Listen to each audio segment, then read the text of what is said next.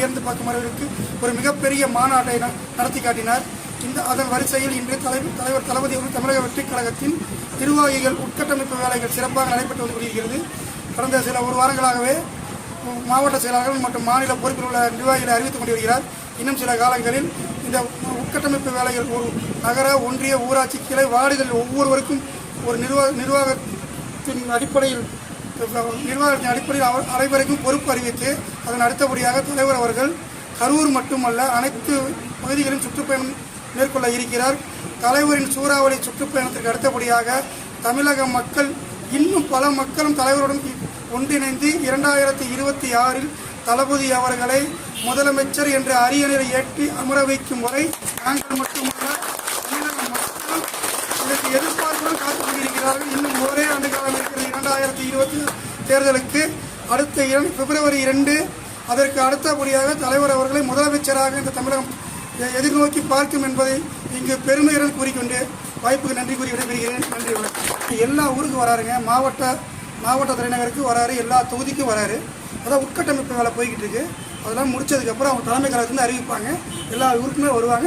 நாங்களும் அதை எதிர்நோக்கி பார்த்துட்டு இருக்கோம். அப்படி கேட்டிருக்கோம். எல்லா ஊருக்கும் வரேன்ருக்காரு. ஏன்னா அவர் கடைசி படம் நடித்து முடிச்சிட்டாரு. இனிமேல் எனக்கு இதுதான் வேலை, மக்கள் பண்ணி தான் வேலைன்னு இருக்காரு. மக்களை சந்திக்கிறத நீங்கள் முழு மூச்சில் அவர் இருப்பார். எல்லா மக்களையும் சந்திக்க வருவார். கரூருக்கும் கூடி விரைவில் வருகிறார் என்பது அதை நாங்கள் எதிர்நோக்கி காத்துக் கொண்டிருக்கிறோம். அவரை வரவேற்க மிகவும் சிறப்பாக வரவேற்பு கொடுக்க நாங்கள் அனைவரும் காத்துக் கொண்டிருக்கிறோம்.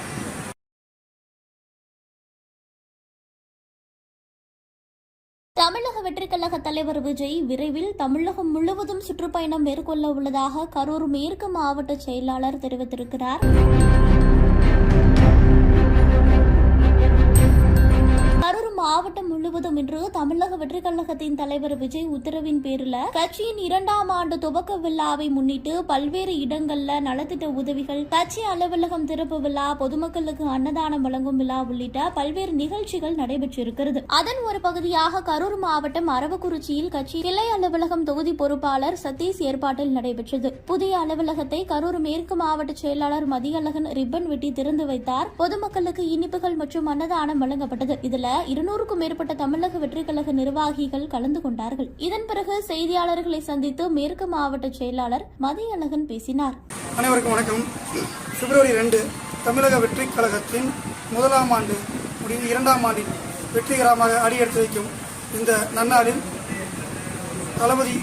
கழக தலைவர் தளபதி அவர்கள் ஆணைப்படி தமிழகம் மட்டுமல்லாமல் கரூர் மாவட்டத்தில் உள்ள அனைத்து நகர, ஒன்றிய, ஊராட்சி, பேரூராட்சி மற்றும் கிளை வார்டுகளில் மக்கள் நலப்பணிகளில் ஈடுபட்டு ஒவ்வொரு வார்டுகளிலும், ஒவ்வொரு ஒன்றியத்திலும், ஒவ்வொரு ஊராட்சியிலும் மக்களுக்கு தேவையான நலத்திட்டங்களை செய்து கொண்டு வந்து கொண்டிருக்கிறோம்.